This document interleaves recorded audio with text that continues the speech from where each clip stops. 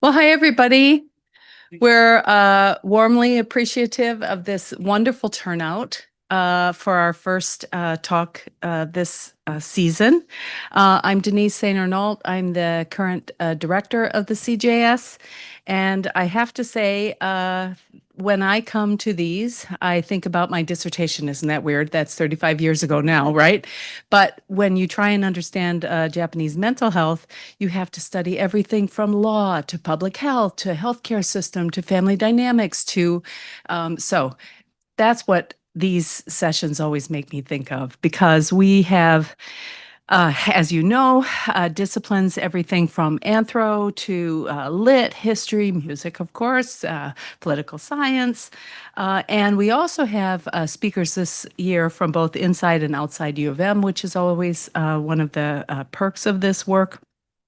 Of course, these lectures are a way for us to meet and gather, but also a way for us to think through things that are broader than our own specialty fields. So it's a launching point for exchanging ideas. Don't forget to go to our YouTube page. So we have lots and lots of, we have the history of these on the YouTube page and thinking of Dr. Mom in preparation for our events this weekend. I went to the YouTube page and watched some of these lectures with Dr. Mom. So those are delightful. And I invite you to look at those because they're pretty fun, especially if you're planning to come to this event on Saturday. We look forward to seeing you all. Some of you may be coming to these sessions. You remember that they're in various rooms, so watch carefully for the room. We'll be sending out lots of reminders. You can also attend online, so don't forget that as well if you can't attend in person. So now I'm going to turn it over to our host for the day, Dr. Lamb.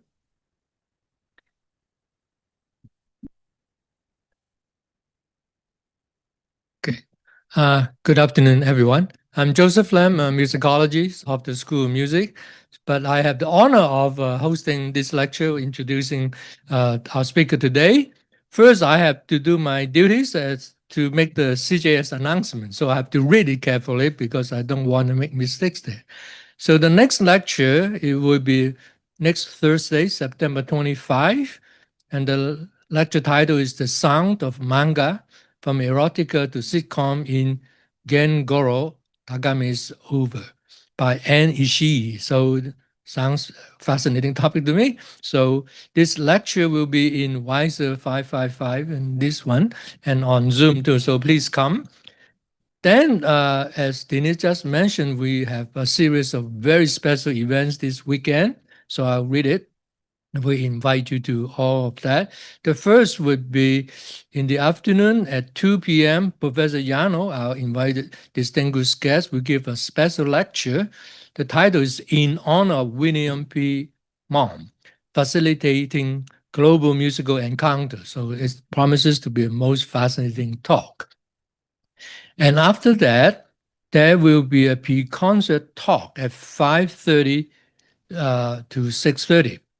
And after the pre-concert talk, when there will be the full concert. So come to the pre-concert talk if you can have time, because the performers will introduce the music they're performing and telling you what to listen to, how to enjoy it. And the concert will begin at 7, and it is a full program, a very distinguished program featuring koto music, samizen, shakuhachi, taiko drumming, so and voicing. We particularly organized this program to give you a really good taste of Japanese music, traditional and contemporary. So we'll begin with some Japanese dance and Nagauta music, which is the specialty of Professor Bill Mom. And then in the middle, we'll feature some solos by the shakuhachi and the koto solo, and then follow up by a very distinguished piece called Zangetsu. Lingering Moon is a masterpiece of Japanese literature and poetry. It is a song to memorialize someone beloved, and we specifically chose that song, that piece, to honor Professor Bill Mom. You please come just for that piece. It's amazing. And then, of course, all events And after the concert, there will be a reception. So we are very nice people. So all the events will be held in the School of Music building, the Earl V. Moore building on North Campus. There will be lots of parking, so come over. But if there are time concerns, you cannot come. It's okay, but there will be live streamed. So there you can get the information going to the website and get all those information. The live transcript would be also on Zoom. So I would not repeat that because you can find that information on the website. So now let me introduce our distinguished lecturer today, Professor Chris Yano, Professor Emerita of Anthropology, University of Hawaii at Manoa. And she is currently president of the Society for East Asian Anthropology. And 2 years ago, she was the president of the Association for Asian Studies. So as you will know, Professor Yano is a very prolific and very honored and distinguished scholar in Asian studies, even though her field is more focused on Japanese and contemporary culture, but she's all over the map. And she's very productive. And I'll just read you some of the titles and you can see how powerful it is. In 2002, she published a book with Harvard, and the title is Tears of Longing, Nostalgia and the Nation in Japanese Popular Song. It's about Anka. So we all know Anka. I mean, I must say I'm a little bit jealous because that topic's special to me, but she scooped the topic for me. All right. And then after that, that is the really amazing book, and actually that's one of the very famous books by Professor Yano. The title is Crowning the Nice Girl, Gender, Ethnicity, and Culture in Hawaii's Cherry Blossom Festival. So that's a wonderful book. And then 5 years later, I don't know how she did it with so much books writing. And by Duke, 2011, the title is Airborne Dreams, Nisei Stewardess and Pan American World Airways. And then 2 years later, immediately, she published this Pink Globalization, Hello Kitty and its Track Across the Pacific. Now, this is a most famous book because you cannot go to any, even our marshals and things, without looking at Hello Kitty things. And then whenever I look at it, I always say, Chris, you did it again. Yeah, that's all. So now, and she has retired formally, but actually not retired from work. So she's still working on 2 books. One is actually the title of today's, the same title of today's talk, which obviously the talk is kind of derived from the material from the book. It's Jet Age Nationhood, Pan American World Airways as Post-War Japan. And I know she's working on another big project, which is important to everyone who cares about Japan and America, is both on the very famous publisher, the Charles Tuttle. So the tentative title of his Tuttle Japan, Bridging East and West. So I think we cannot wait to read that book. But for the time being, we have to listen to Chris Yano's wonderful talk today. Thank you.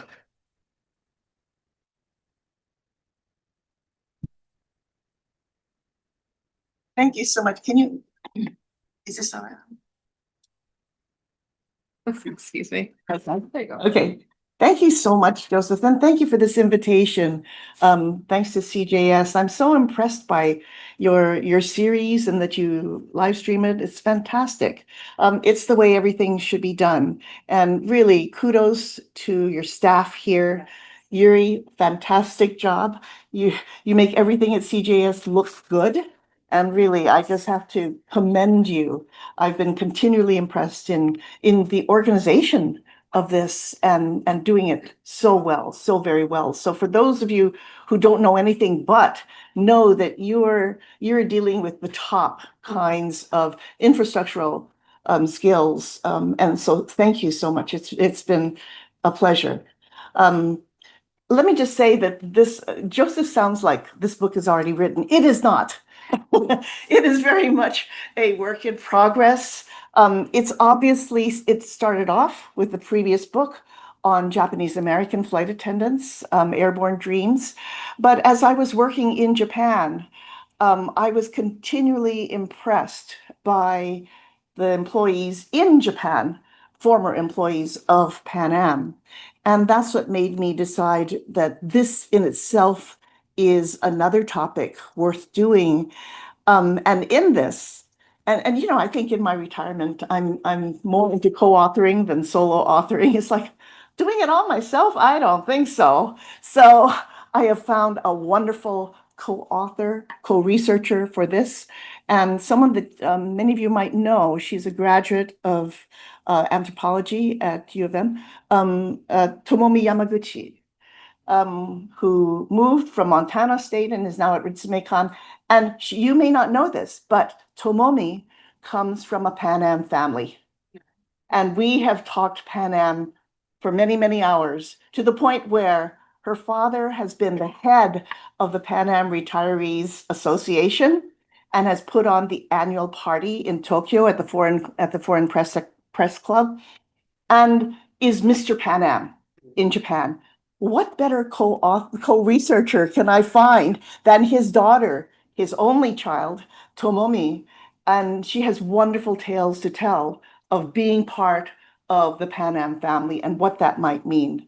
So there's a certain amount of time pressure on that topic because they're all getting older. And we're trying to do it in time for her father's 95th birthday, which is, I believe, is coming up in 2027. So we've got to hustle and do this work. But it's important work, and I hope I can convince you of it. At the same time, it's unfinished work. So I am truly looking forward to your input as to what kinds of things might shape this to better suit or to better accommodate your interests. And I mean that sincerely. This is not a done deal at all. So let me get started. In 1947, and where's my, this, yeah? No, this, to go forward or back. Okay. Let's try it. Oh, other direction. You know, I'm left-handed, and I know I must be latently dyslexic because I turn everything upside down. Okay, so this is going forward, right? Okay, let's start. In 1947, when Pan American Airways, called that at the time, began regular commercial service to Tokyo, it caused a tremendous stir in occupied Japan. Although Pan Am was not the first American carrier to fly to Japan, the airline brought with it the kind of cachet that was unmatched by any other in the world, and this is why. Pan Am possessed the prestige and routes that made it the #1 airline for global travel in Japan and elsewhere. Pan Am's commercial service to Tokyo signaled the inauguration of the airline's famed round-the-world flights, envisioned by the company's legendary CEO, Juan Trippe. Got to remember which way. And so these round-the-world flights, there was flight 001 traveling westward, San Francisco, Honolulu, Tokyo, Hong Kong, Bangkok, Delhi, Beirut, Istanbul, Frankfurt, London, New York, and flight 002 traveling eastward, the same route in reverse. The network of cities connected by these flights marked significant points of the globe within the context of the Cold War, delineating a kind of dot-to-dot network of alliances. And meanwhile, the company's catchphrase, world's most experienced airline, indexed the kind of global power, the prestige, and ultimately the politics, which is the topic today. So in this talk, I'm analyzing the central place of Pan Am in shaping what I call Japan's jet age nationhood. By that, I mean citizenship, defined and enacted within the context of high-speed mobility and incipient globalism. So I'm examining the airline's activities in Japan from 1947 through 1986, when Pan Am sold its Pacific routes to United Airlines and went bankrupt in 1991. That's a whole other story. But I'm focusing particularly in the 1960s and 70s, when the Japanese economy zoomed upward to a #2 position in the world. Travel restrictions imposed during the occupation were lifted. So 1964 marked a kind of milestone year the opening of the Tokyo Olympics, first to be held in Asia, the inauguration of the Shinkansen, and during this era, Pan Am and the international travel that it represented helped define Japan's place in the global world. The numbers of Japanese who traveled abroad rose from 1964 and rose at a rate of over 25% yearly. Increasing numbers of these traveled for pleasure. So this kind of turn to pleasure came to define jet age nationhood in Japan as elsewhere. So I'm basing this talk upon archival records, including those in the private collection of Pan Am Japan employees, because some of them are still holding on to those. They haven't given them up yet to the Pan Am archives. I'm basing it on interviews, on participant observation, at more recent Pan Am events in Tokyo. Yes, I did attend the annual Pan Am Alumni Association party. Yes, I have attended Whirlwings International Tokyo chapter events and learned a lot by both of these. So I'm tracing the intertwining of Pan Am and Japan during the post-war years as what I'll call a cross-national bond, both American corporation with Japanese nation. Pan Am's last managing director in Japan, Joe Hale, said of the global corporate purview, he said this: Pan Am was a major force and recognized as everyone's airline in countries across the world. It's these kinds of statements that I really I'm trying to analyze and think of what that might mean. Another Pan Am employee who worked in marketing from 1948 to 1986 says this: when you look at the concept of Pan Am worldwide, naturally, it's a US carrier, but still, we do not consider us, Japanese, as US or Pan Am. We're international. We're a worldwide association. And once you have Pan Am, you have the whole world. So I just want to underscore those as really part of my approach to Pan Am and part of why I think it's very interesting to analyze this. So that is, Pan Am became simultaneously national and global in its ports of call. Its presence was both foreign and familiar. So in this talk, I'm tracing ways by which the foreign Pan Am became familiar in jet age Japan. And I'm asking, what are the means by which Pan Am positioned itself as a guardian, I should turn that back, as a guardian of Japan's national good? What kinds of symbolic means secured such a relationship? And how did Pan Am help define and construct Japan and Japanese citizenry's performance of their own modernity? The historical conditions that made Pan Am's posturing possible lay partly in the image of Emerita in post-war Japan, derived not only through the presence of the occupation, but in large part through popular culture. So Sawa Kuratani points out, Emerita is a complex historical formation of the cultural and political other, a mirror against which Japan came to imagine its own totality as a modern nation state. Yet in addition to Emerita as an oppositional mirror for post-war Japan, I argue that it was also a platform within which Japan came to imagine itself. It was a relationship that pulled both against and within to create the foreign and familiar contradiction within which Pan Am operated. So here I'm turning to Pan Am employees in Japan to address their view of this thing called Emerita, right? One employee who worked from 1970 to 96 says this: I really loved American TV series, you know, Lassie, Rebecca, and all that. And from that, I got the image of a very affluent country, where in Japan we were still very poor, and a very large country, and a lot of different kinds of atmospheres. I mean, in terms of nature, different races all blended together, a country of opportunity. Nothing is denied. Everything goes as long as you work hard, and opportunities there, like American dream. So here, this person is expressing some of the tropes of the American dream as far as he was concerned. That is affluence, expansiveness, opportunity, individual effort, even racial diversity. And it's interesting that Lassie looks like it's very much in a rural setting, right? Not an urban setting. So the programs he and others mentioned most were family comedies depicting white, middle-class, heteronormative, primarily suburban life. As one Pan Am employee explained, we were basically full of akogare, that is desire, our dream about the American culture that was different from us. One American show frequently mentioned by interviewees is the Donna Reed Show. And probably everyone here is too young to know the Donna Reed Show, or most people are. Okay, I see. I remember Donna Reed Show.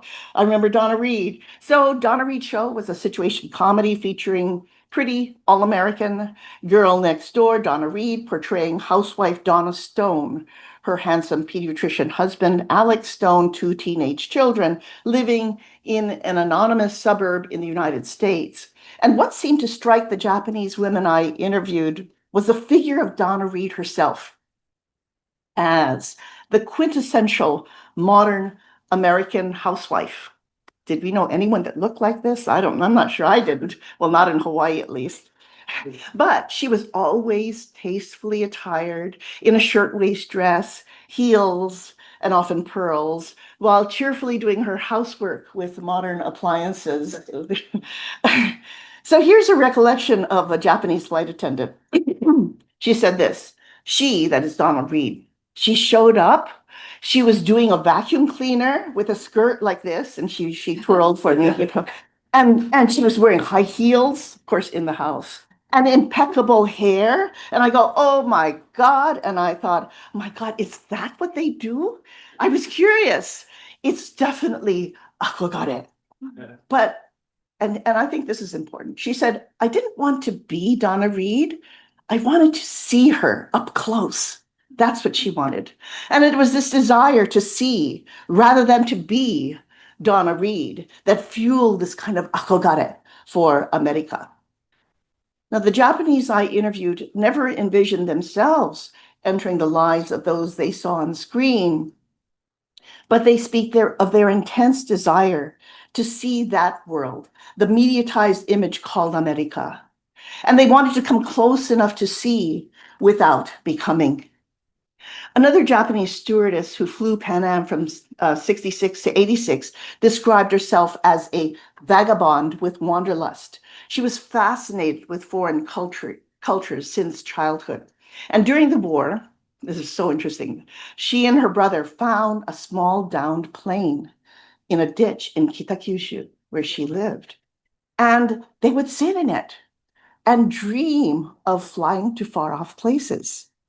For her, dreams of America and other foreign countries became intertwined with those of flying itself as a pathway by which she might fulfill her wanderlust through technologies of modernity. So flying represented freedom, knowledge, and a constant quest. And this is what she says. She says, I daydreamed all the time whenever I saw planes taking off. I was intent upon traveling the world. I always dreamed, what would it be like on the other side of the horizon? And in fact, she was focused on Hawaii. While at Doshisha University in the 60s, she experienced what was called Hawaii fever that engulfed Japan at the time, with films such as Elvis Presley's Blue Hawaii, 1962, and Kayama Yuzo's Hawaii no Wakadaisho, and older songs such as Akogare no Hawaii Koro, Dreams of Hawaii. She said everyone's dream was to go to Hawaii. And for her, Pan Am represented an opportunity to fulfill her lifelong dream of seeing, quote, the other side of the horizon. Now, several employees mentioned ways in which Pan Am symbolized the United States itself. One woman who flew in the 70s says, I believe Pan Am was loved all over the world because it was symbolic of the United States. And neither she nor other employees mentioned ongoing conflicts during the same period, the Vietnam War, the violent student unrest, the racial strife, and these kinds of conflicts that made the United States somewhat less than a global ideal, but instead, for these employees, America and Pan American stood for global prestige, achievement, and modernity. One flight attendant recalled, and this is such another, these Pan Am employees are full of these interesting stories. She said, the day of the moon landing, so that was, for those of you too young to remember, July 21st, 1969, Japan time. She said, after I finished breakfast in the hotel, the Pan Am branch office called me on an urgent matter. I headed to the Sogo department store and to the top floor where Nihon Terebi studio was located. They wanted me, along with others in Pan Am uniform, to be part of the television program to watch the news that was being broadcast from the moon. I thought I was really lucky to be there to witness the astronauts at this historical moment. I got to watch the moon landing live while in my Pan Am uniform. It made me cry with joy. So her narrative highlights the mediatized image of America and its global achievements, here symbolized by association with Pan Am. So Pan Am became guardian of not only Japan's, quote, good, that is, welfare, progress, modern achievements, but also that of the industrial world. And its employees were there to share its glories. In fact, a sense of glory became part of Pan Am's corporate culture. In the late 1960s, several international carriers had begun hiring Japanese stewardesses.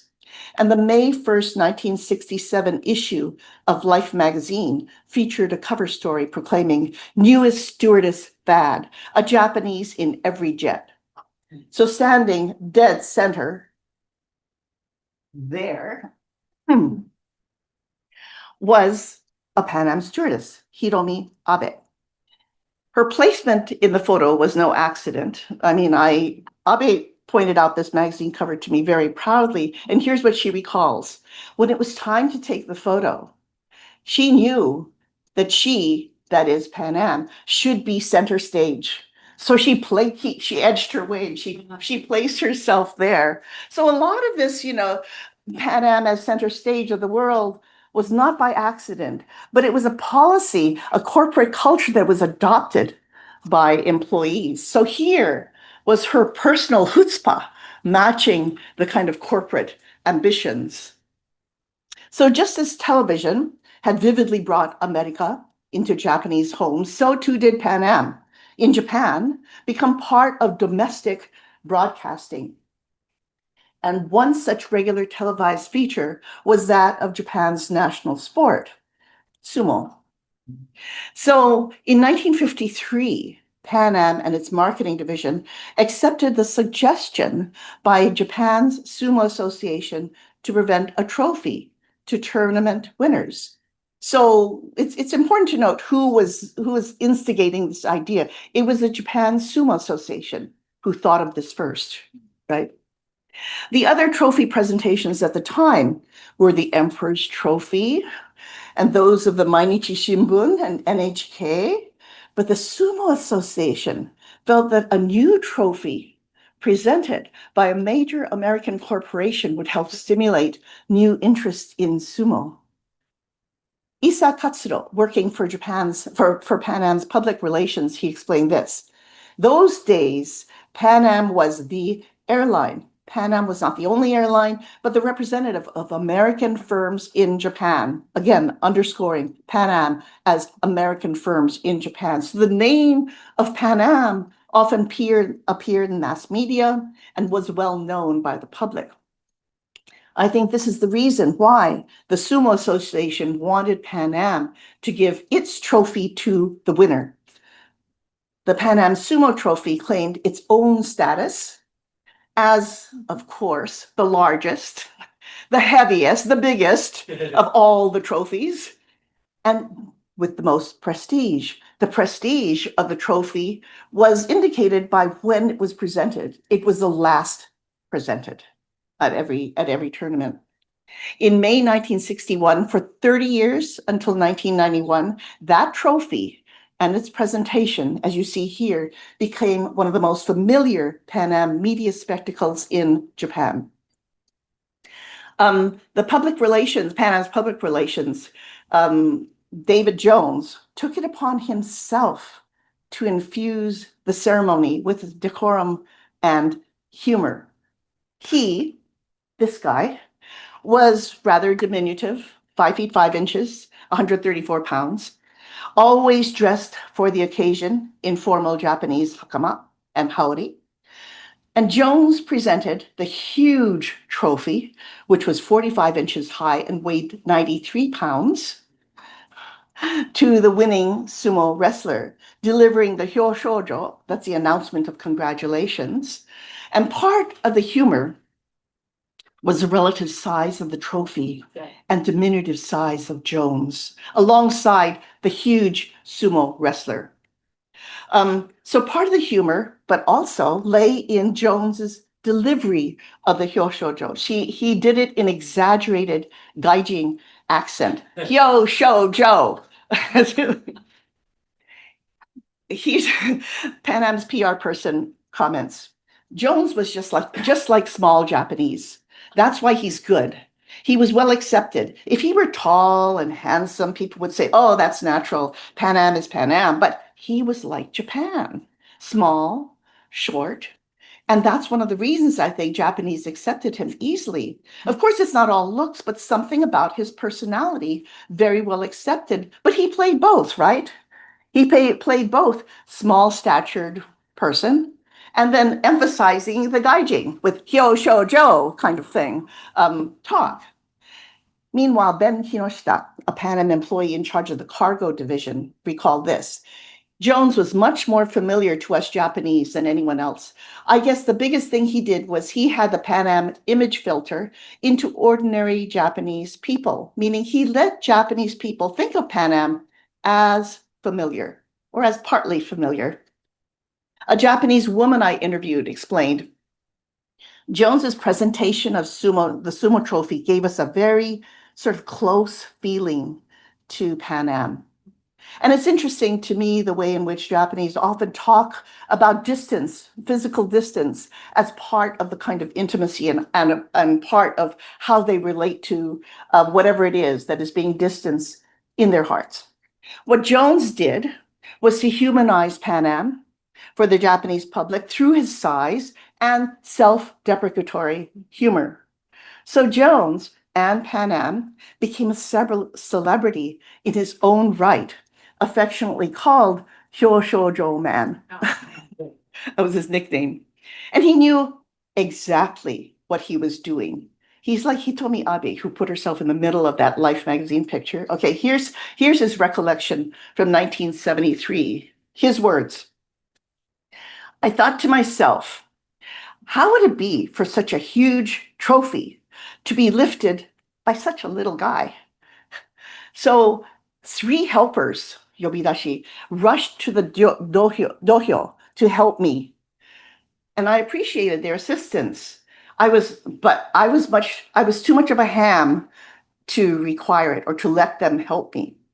So the next time I was on the dohyo, I had the forethought to let the yobidashi know not to help me. It took some time explaining to get them to believe. I was paying them not to do anything, but my fertile imagination had seen the dramatic possibilities, maybe comedic possibilities, in my trying to handle alone this trophy of such weight. Being optimistic, I never thought that I might tumble backwards with it. And my concept worked. As I went to the trophy to lift it from the table, I stumbled backward with it. He actually did stumble. This was a real stumble, he's saying, for I was not prepared for the total weight of the thing.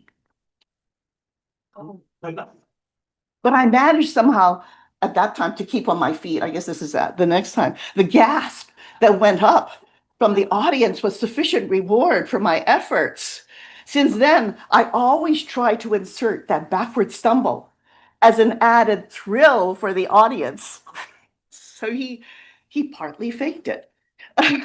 Sometimes it's real, he says, but most of the time put the stumble in, much as a ballet dancer might execute her entrechat to give my audience the thrill they're looking for. So from a marketing standpoint, Jones's presentation, including the stumble, was a stroke of genius. The genius emphasized Jones and Pan Am as a likable showman, stumbling under the weight of the trophy and mispronouncing Japanese for his audience. So as the Pan Am director of Western Japan commented, that was a marriage of two icons, the trophy itself, Pan Am, with the sumo. And I think for many people, when you go to the sumo tournament on the last day, a lot of people wait for David Jones' presentation before they exit. And only after that, people start to move out of their seats. And consider, and I was told by NHK that if they ever cut short the broadcast before this, they would get angry calls from viewers. Where's David Jones? Where is David Jones? Where's Shosho Man? So consider what this marriage entailed.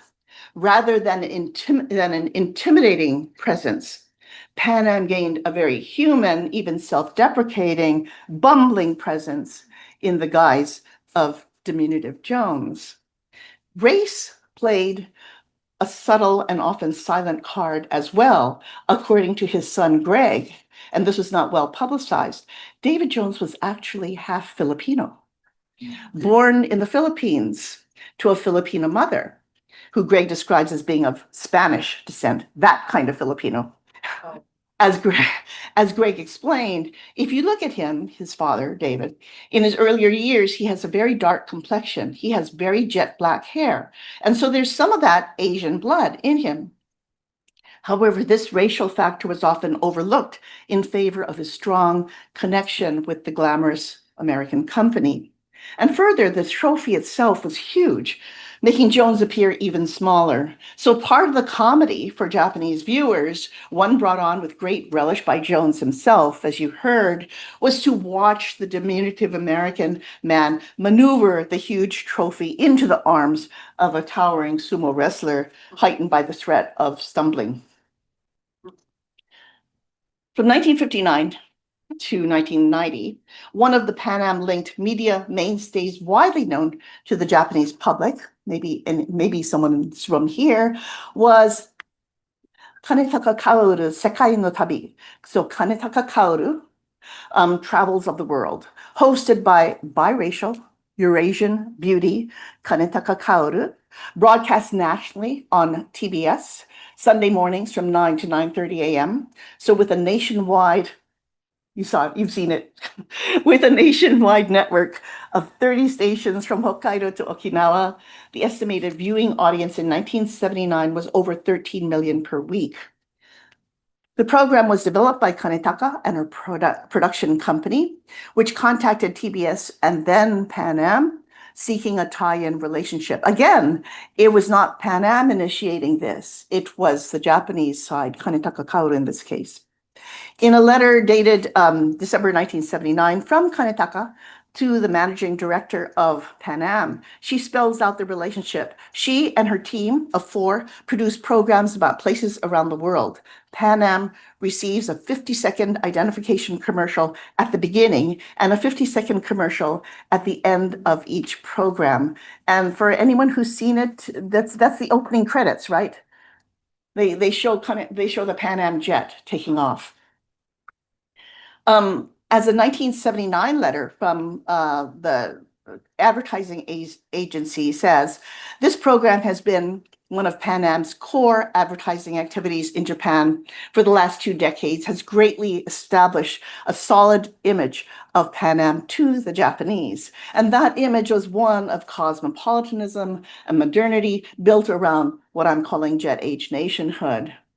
Kanetaka's travelogue rode the coattails of the powerful American corporation that served as its sponsor and its carrier. One Japanese woman born in 1948 recalled, she said, Pan Am represented America, it brought us America, and it brought us such culturally sophisticated image because of this program, Kanetaka Kaoru's Sekai no Tabi. It gave us a world, all those places, information, different cultures, brought us a window to the world. This was an airplane that was a carrier of culture too. It was a window for us, Japanese. It was a carrier that was more bringing in the world than taking us out of Japan. In those days, it was more difficult to leave. So this kind of explanation demonstrates the relationship between Pan Am, this travelogue, and the world. That is, Pan Am provided Japan with an American, quote, culturally sophisticated image of itself based in knowledge of the world as presented by this travelogue. Gender played a role by which Kanetaka could function as a beautiful feminine broker of knowledge and the world, not unlike stewardesses in general, as well as tour bus guides in Japan. By contrast with the male authors of travelogue literature, many of whom traveled, at least initially, as study abroad students, Kanetaka traveled as a female, alone, and seemingly perfectly at ease doing so. So a Japanese stewardess recalls this. Pan Am was the airline for anybody's dream at that time. Every week we turned on Kanetaka Kaoru. She's half Indian, half Japanese. And here, her hafu status racially was very much known. That was part of her image. She spoke fluent English, fluent Japanese, many other languages. As she represented Pan Am, she went around the world, and each week she introduced each city in the world. Everybody watched it. She introduced all different countries, and always it was with Pan Am. Of course, in the show, the Pan Am logo comes up. Pan Am made that program. I used to watch that show. Everybody like me just dreamed about Pan Am as the dream airlines. That's the #1 airline everybody wanted to fly. So the dream of Pan Am was a Japanese post-war dream of the modernity, mobility, cosmopolitanism.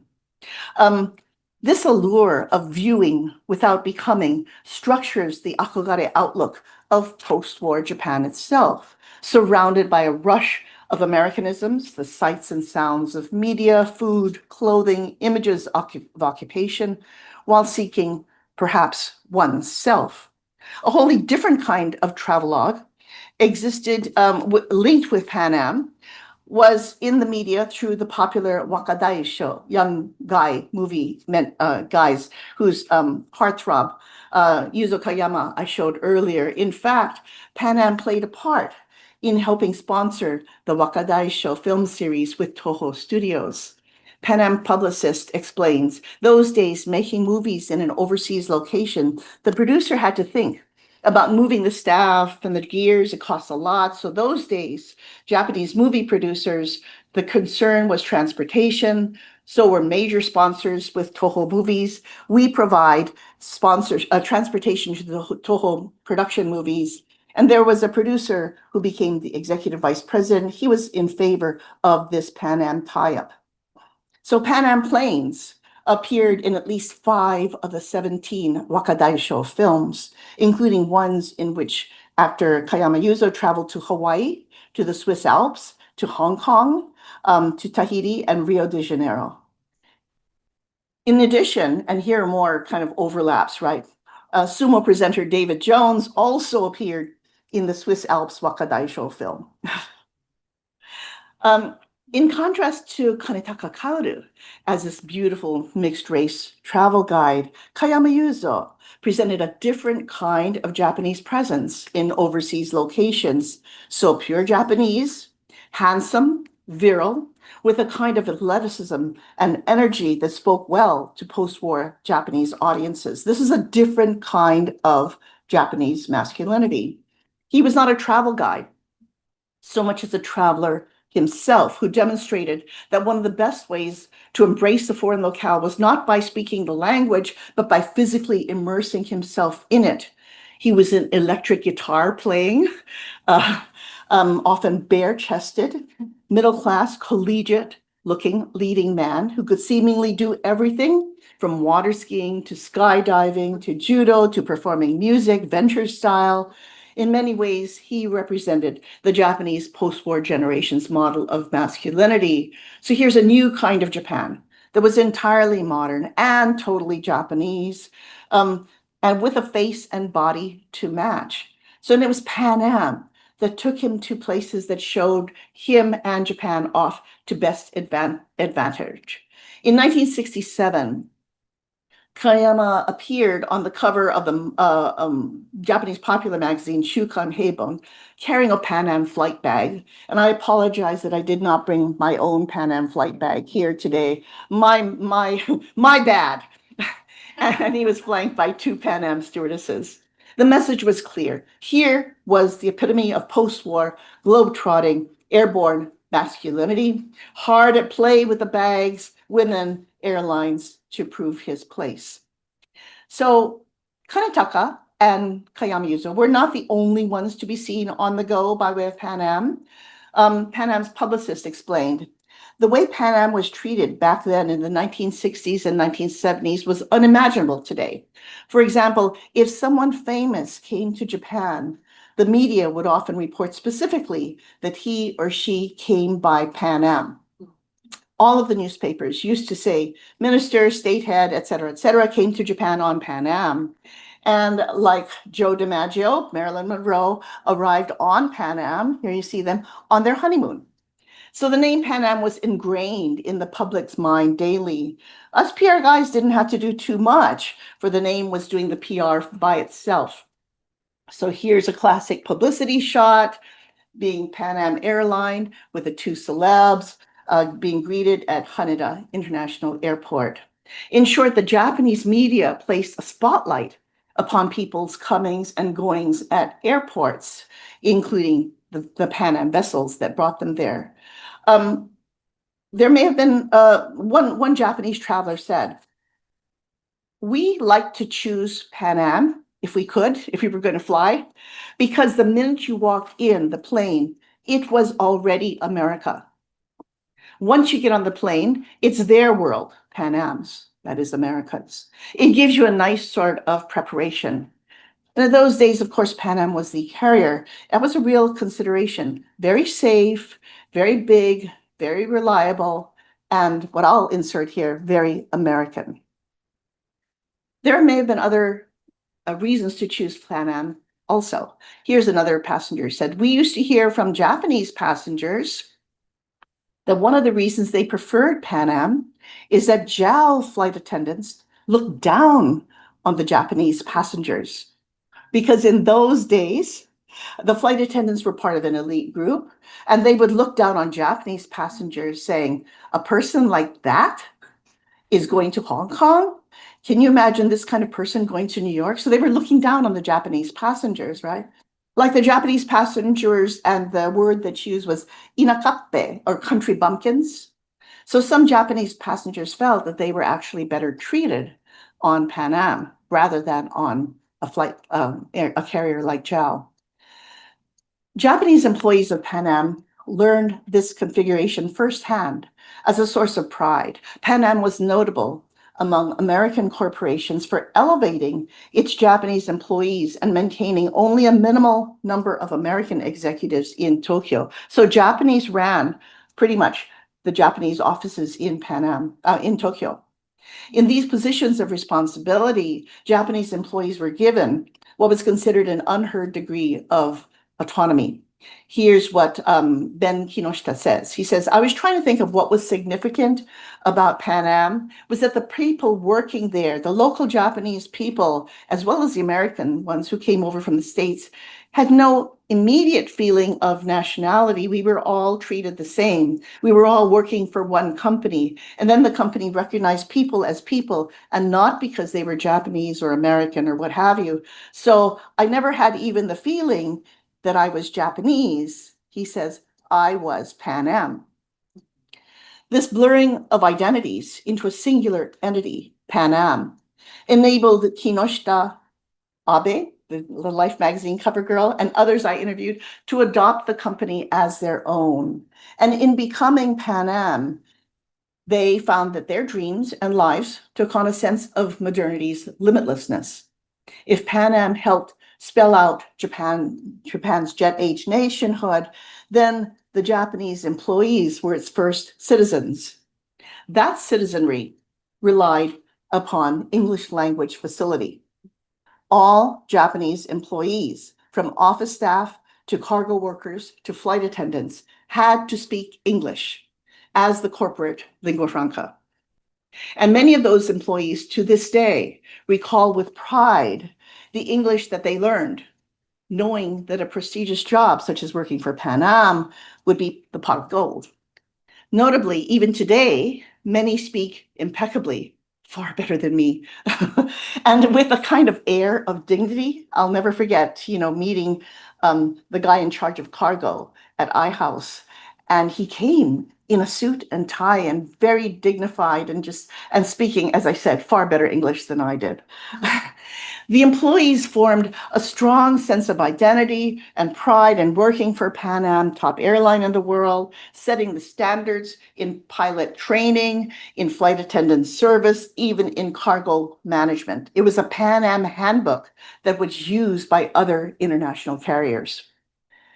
Whatever Pan Am had done, the other airlines had to follow. And this in itself became part of the point of pride for employees, right? Knowing that they worked at such an industry forefront while speaking English fluently as part of their job became a great source of pride for these employees. Pan Am performed Japan's modernity during the post-war in several ways. First, it established Tokyo as a major hub of air travel, including Pan Am's renowned round-the-world service. Within the context of the Cold War, the high-speed mobility of air travel and the alliances that it could etch held tremendous symbolic value.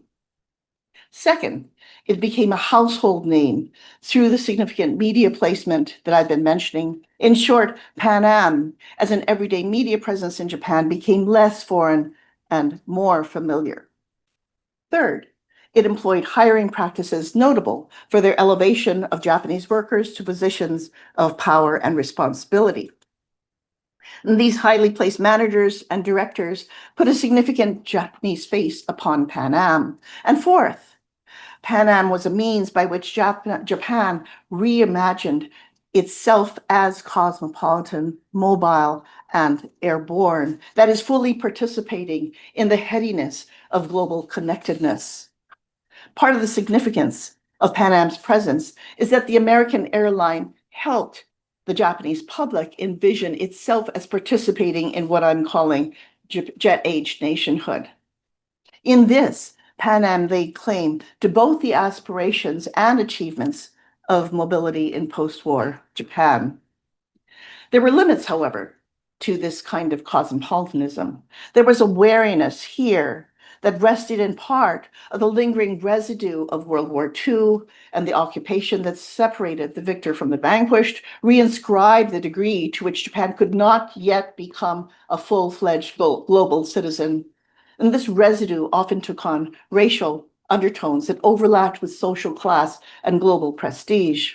It arose from the cultural nationalism with a sense of separateness of Japan amid foreign and familiar American corporations. And this is a story that recognized akogare for America, but asserted that this is only part of the picture. The relationship was made complex by recognizing Japan's agentive force. So Japanese organizations, individuals, the Sumo Association, the movie studios, the television producers, etc., took advantage of the airline's prestige for their own purposes.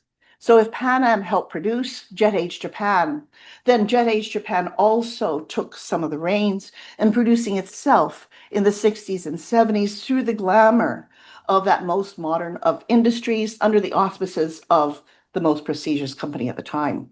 So these lessons of Jet Age nationhood set Japan aloft in complex skies that both erased and reinscribed national boundaries. So flying embodied all the seriousness of national play. Thus, when Pan Am flew out of Narita for the last time in 1986, its wings carried a requiem for a particular mix of post-war nationhood that combined Cold War strategies with jet age possibilities. And these came to a full stop under global conditions that marked the end of not only an airline, but also an era. There they are. Thank you to them. These are people I'm talking with. And Hiromi's father is this one. Yeah, for those of you who know her. He's ahead of it. Yeah, did he place himself there? It wasn't a photo op except for them. Yeah, I know. Thank you. Questions, comments? Oh, first of all, I should ask before Reggie. I should ask if anyone here has flown Pan Am. We have 2, 3. Okay. Can you say something about your flight with Pan Am? This is a setup. I know the answer. But go ahead. And speak up, I guess, for the. Oh, okay. Thank you. Want to identify your name? Yeah, my name is Jordan. Trained at colleges. That's from Wuxi University. But years ago, I did my dissertation work in China. I used to work for the National Committee on U.S.-China Relations, which was one of 3 organizations set up by Nixon and Kissinger when they went to China in 1972. And at the time, I was an intern. And I was part of an inaugural Pan Am flight to China. It was January of 1976, almost 50 years ago. It flew from New York to Hong Kong. And back then, the flight was described as US-China, and was conveniently eliding the distinction, the nuance that Hong Kong was still a British colony.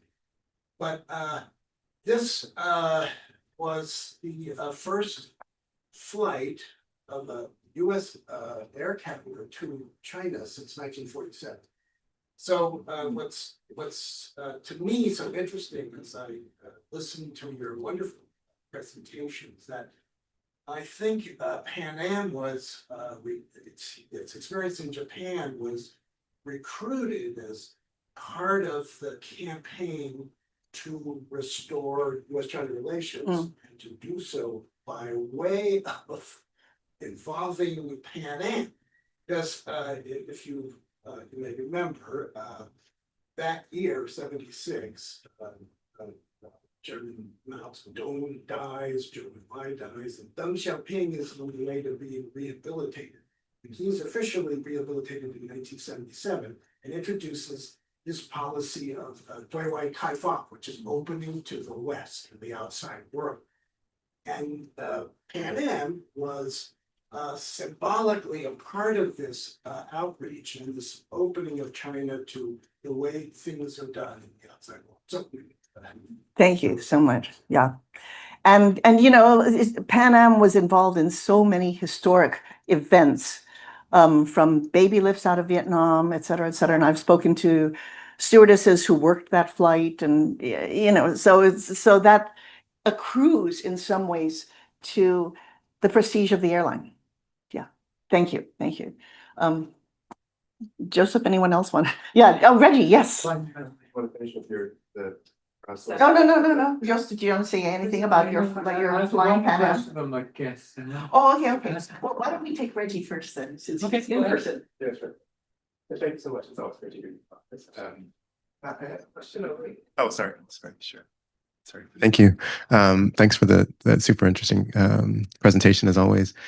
I had a question about kind of how at this time Pan Am is playing into maybe self-consciously, maybe less so, in the kind of shifting perceptions around mixed race people and children, especially. I mean, I was really struck by at least two of these figures that were really important, for the Sekai no Tabi and then also for Mr. Jones, how that's part of it. And I'm just really interested in, at this moment, I mean, given the kind of stigma that's attributed to mixed race kids, particularly, kids of servicemen who usually have left the country, right, in the wake of World War II, and of what's going on in that kind of from that move from post-war to Cold War around kind of thinking about the cosmopolitanism as it relates to mixed race. I mean, particularly in terms of how language skills might kind of might have been this mark of shame and kind of become this kind of way for certain folks that might have white ancestry or in particular they kind of lighter, but then also have these kind of language skills, how that plays into this story. I think particularly since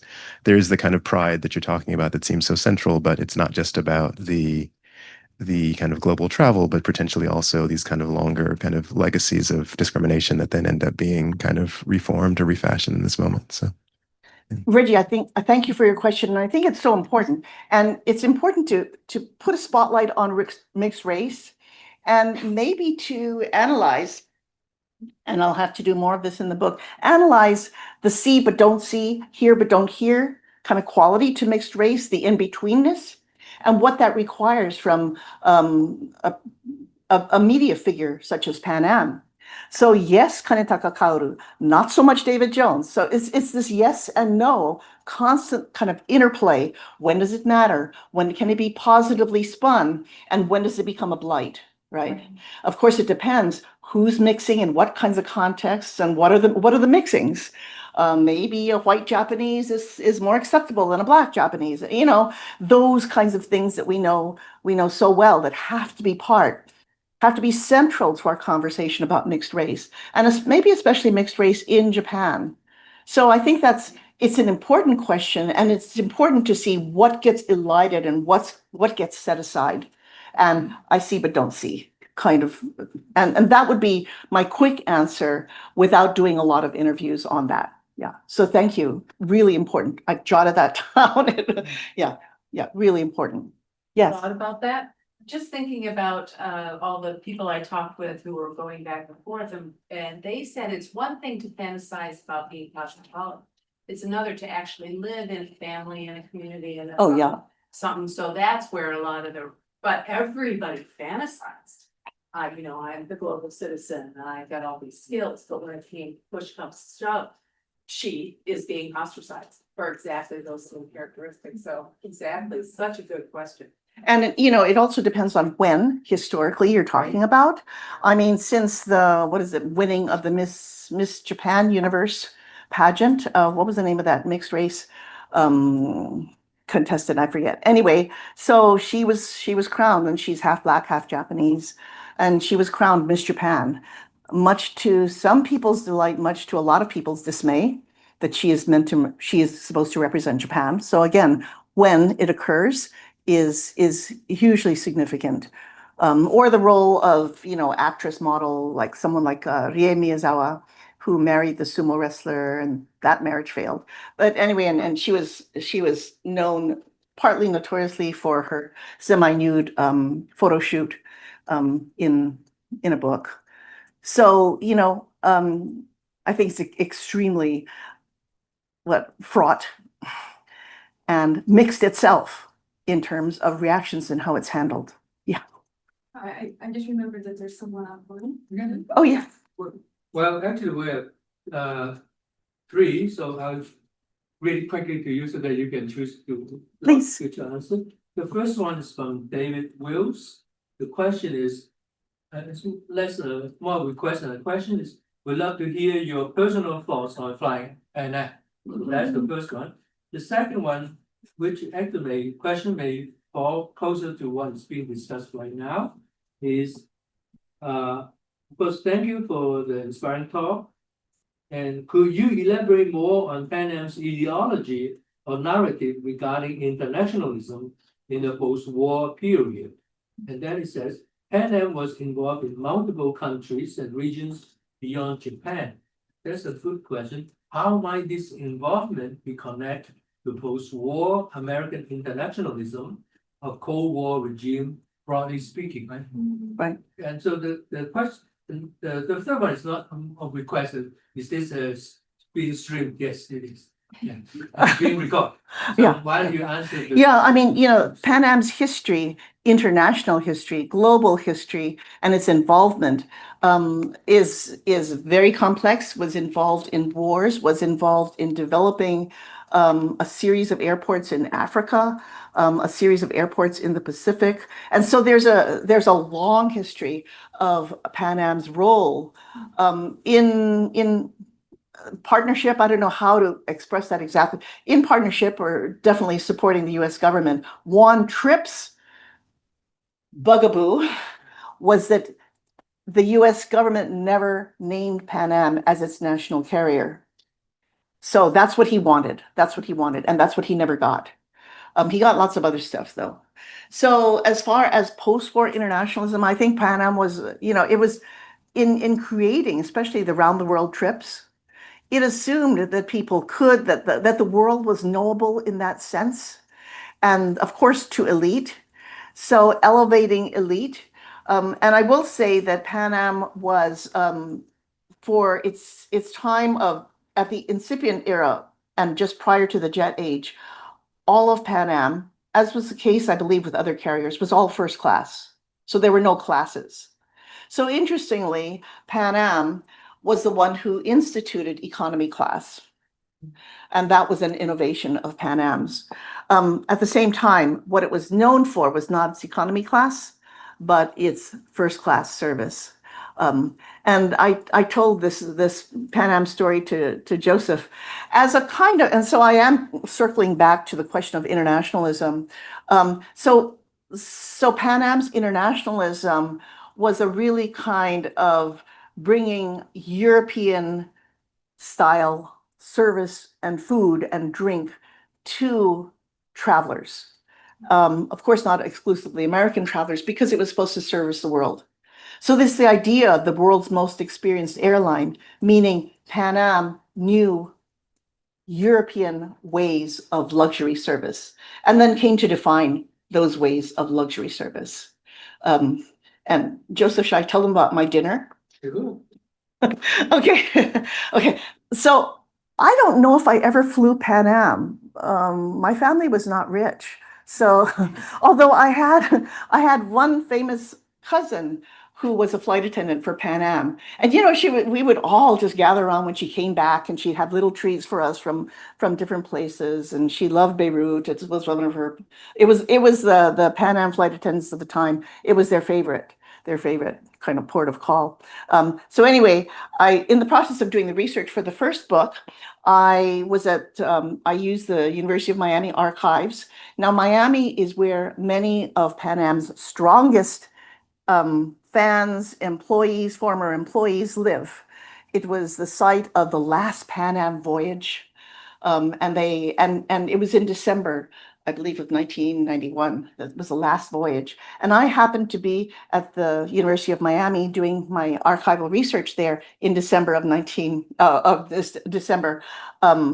And so I got together with three of these groups: the Pilots Association, the World Wings International, and the General Employees Association. So it was like party after party. And they would say, "Oh, she's asleep at 11. She's not a real Pan Amer," because they would party all night, even at that time. And the drink was really important.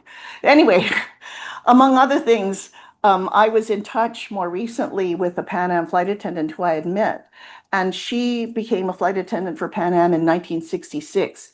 Her name is Renata von Kemp from Germany. It was her dream job. And since then, she has carried the torch of that dream forever, even if she now flies for, I think it's Delta. In any case, or no, she's retired now. In any case, what she has been doing is she has created $1,000 dinner for $1,000, and you bid, and this would be a donation to the Pan Am Historical Foundation.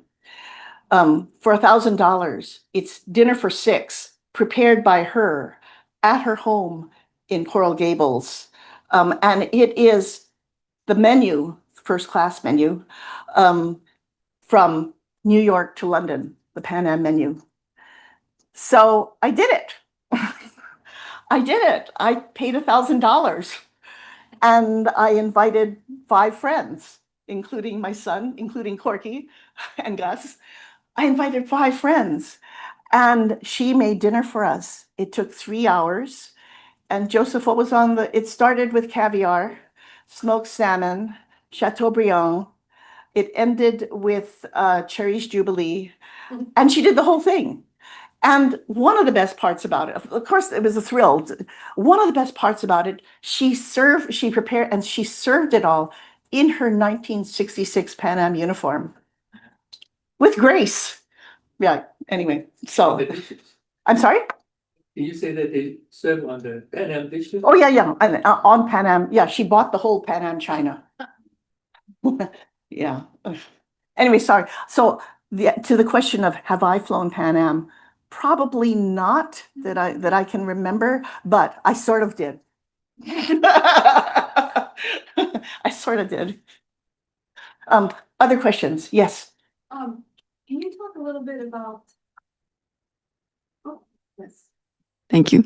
Can you talk a little bit about flight attendants of different nationalities being part of Pan Am? Like, was it their proactive policy to recruit people from all over, or what? Or it seemed like one of the advertisements you showed said like there's a flight attendant from Japan on every flight. So what is that particular fixation with Japan among other flight attendants? So Pan Am's first sort of non-American outreach to populate their planes with stewardesses, and I'll call them stewardesses since that's what they were called, was to Europe. So the infamous thing is to get from Germany, France, Sweden, and the stereotype is the tall European Pan Am stewardess, tall blonde European Pan Am stewardess. Of course, for all of these, they say that they wanted languages aboard. So what would happen if you boarded a Pan Am flight?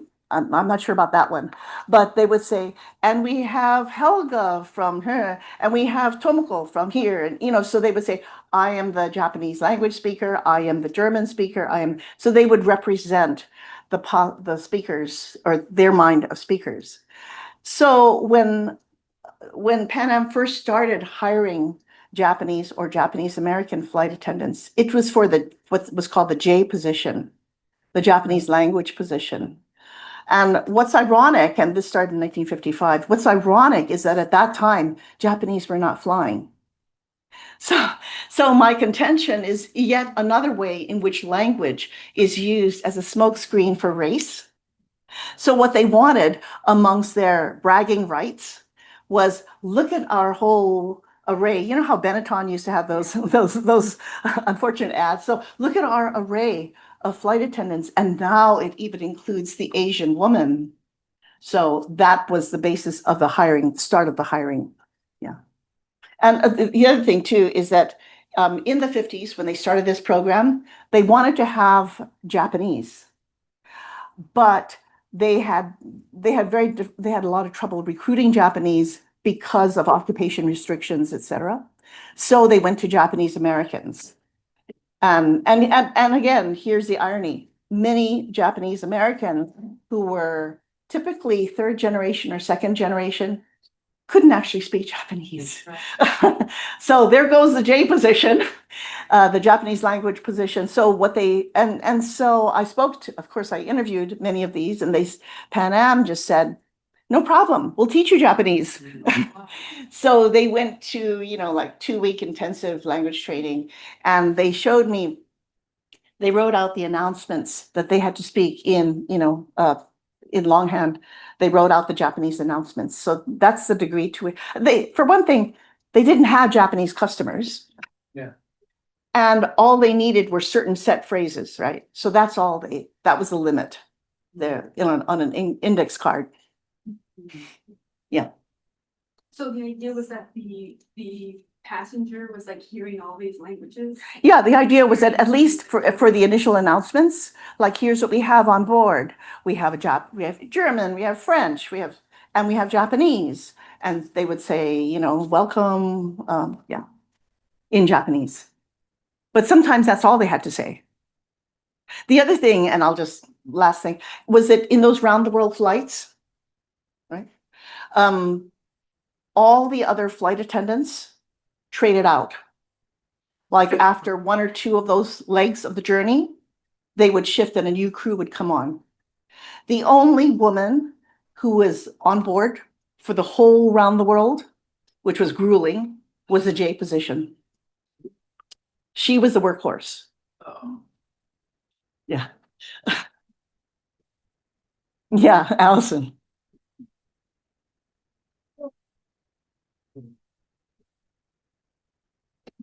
Thank you so much for such. I want to be honest and say I had pretty high expectations for this talk because I've seen you talk before, and this still exceeded my expectations. This was so entertaining and so interesting. I have a lot of questions and kind of a lot of half questions, but the Yeah. thing that I keep wanting to go back to in my head is this moment where this man that is it David Jones? Yeah. David Jones, I mean, the fact that you announced his weight in the talk, I still don't quite know what to do with that. Makes a decision to sort of performatively humiliate himself at a moment. And I kind of can't stop thinking about it. We know he's biracial. We know, we can But imagine. not the Japanese audience. Exactly. We know Yeah. now, you're telling us. I mean, maybe he does. I don't know how he identifies. One parent from the Philippines, one parent from the US. It sounds like white and from the US. That is such a different performance of masculinity than I could possibly expect. And I think I just want to ask you to talk more about that. It's not a great question, but there's just something there. It's amazing. And it's not, I'm picturing like all of the hyper masculine, militaristic American occupation, et cetera, et cetera. And why? I mean, first of all, it sounds like he had great insight and he was right. But the fact that he thought, oh, if I'm basically like what we would now call kooky Japan, if I perform kooky Japan, that will help my company get an edge in, et cetera, et cetera. Anyway, so I would love to hear you talk more about that. Isn't that interesting? Yes. And I found, well, two things. I found out his biraciality from his son. Unfortunately, he's passed on. I interviewed his son, who actually lives half the time in Hawaii, of course. But then I also found a published interview with him in Hawaii Herald, in which he talked about this, and really unveiled himself, right? So in the 1970s, he felt it okay to unveil that and to expose himself. I mean, who knows? I don't want to psychoanalyze David Jones when I can't even talk to him. But I agree. I found it astonishing, just astonishing. And the fact that, I mean, and think of issues of size, which are always in there and was always part of his joke on himself. And think of even things like, the MacArthur, the Emperor image, right? That's the famous image of post-war Japan and America and Japan, right? Large America, and here's, anyway,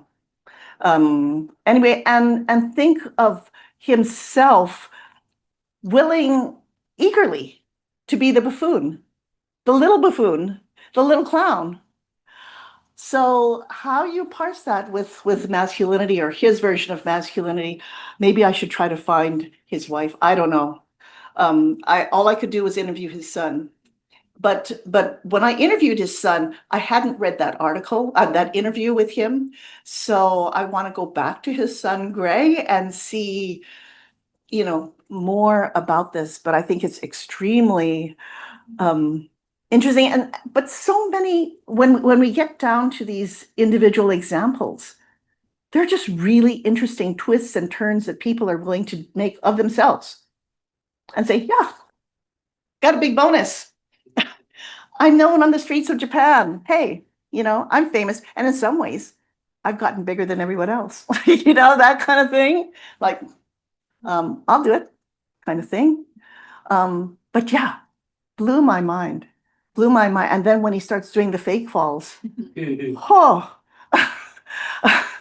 which takes some doing, right? he has his knife and he almost falls. Yeah.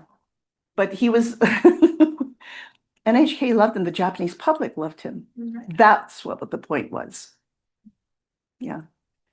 But really good question. You want to interview Greg with me? we have to find out about that. Yes. Hi. Hi. So hi, or I'm not actually affiliated with Center for Japanese Studies. I'm musicologist, ethnomusicologist, and I'm actually more Koreanist. And this kind of your presentation was so wonderful. It reminded me of flight attendants from Korean Air now. And then it's very empowering how women back in 1960s, 70s, they were really a part of corporate culture, and it's very empowering to me as well.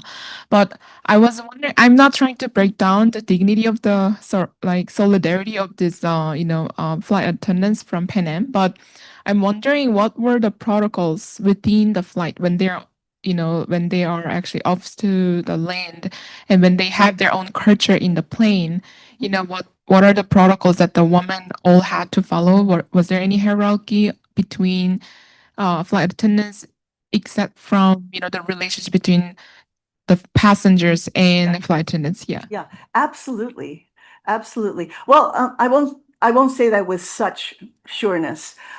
There's always on any plane, there's a hierarchy, and anyone working in airlines will tell you. So there's a purser, right? And then there are the rest of them. And then you bid for routes. Therefore, the more attractive routes at times, you bid for it by seniority. So seniority is built into the profession. And the seniority accrues by the year of your graduation from Pan Am flight school or the training school. That's the start of your birth. So absolutely, hierarchy is absolutely there. In later years, I will say that as the flight attendants unions ramped up in the United States and therefore affected Pan Am, that's when I know Japanese American flight attendants. I don't know about Japanese flight attendants, but Japanese American flight attendants became pursers and were involved in union activism. But I don't know if Japanese flight attendants were part of that. Yeah. So hierarchy, airlines, absolutely. Everyone knows their place. And they're I should have actually framed it a little bit differently. I'm not. Is there anyone who wants to ask? Yeah. So I think, was there any specific protocols back in the time that might be different from, the current protocol in the plane? Maybe like, did you find something unique among, this Pan Am? I guess, yeah, that's the. No, but the rules were very, very different about employment. So at that time of employment, you were not allowed to be married. You had to have certain weight restrictions, and the weigh-in, the monthly weigh-in was a time that everybody. I mean, it's important to say these things these days because maybe a lot of younger people don't realize how, in my mind, I'm expressing my age, how recent that is.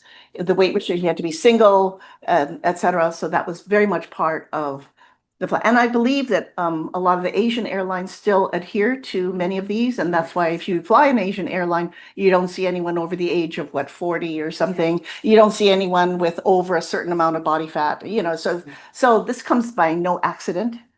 Yeah. So yeah. Yeah. What? That's right. That's right. Absolutely. Yeah. One more question? Yes. Thank you so much for this wonderful explanation. I don't know anything about Pan Am before. I've just heard about this from my grandfather, and he's like, "Oh, they had wonderful stewardesses," and that's all I hear. And so you've really given a great definition into this cosmopolitan and international lifestyle of American excellence and international everything. But I guess my kind of question to putting all this together, why don't I know what Pan Am is? Because you said they went out of bankruptcy in the 90s.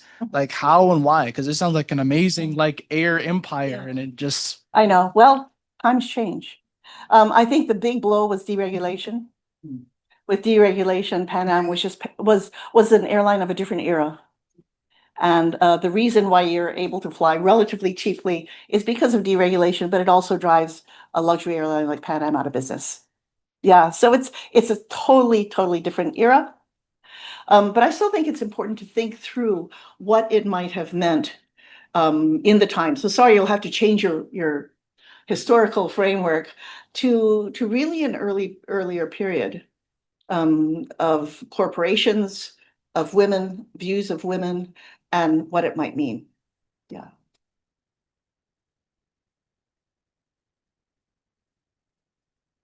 Oh, yes.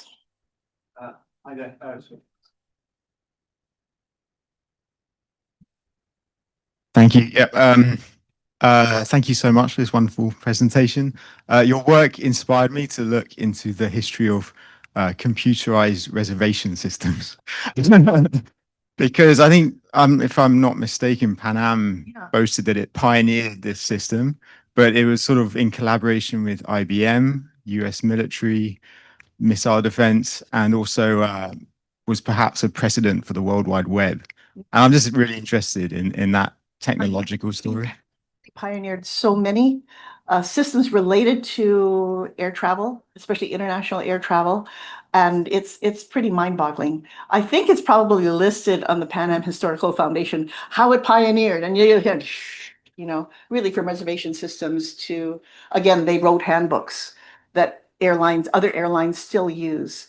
And the Ben Kinoshita, who was in charge of cargo, I don't know how old Ben is now. In his late 80s, he still goes and trains other airlines in Asia. I mean, it's astonishing to me, just astonishing. Yeah. Well, I think we should wrap this today. Thank you for coming, and a big applause for. Thank you. Thank you.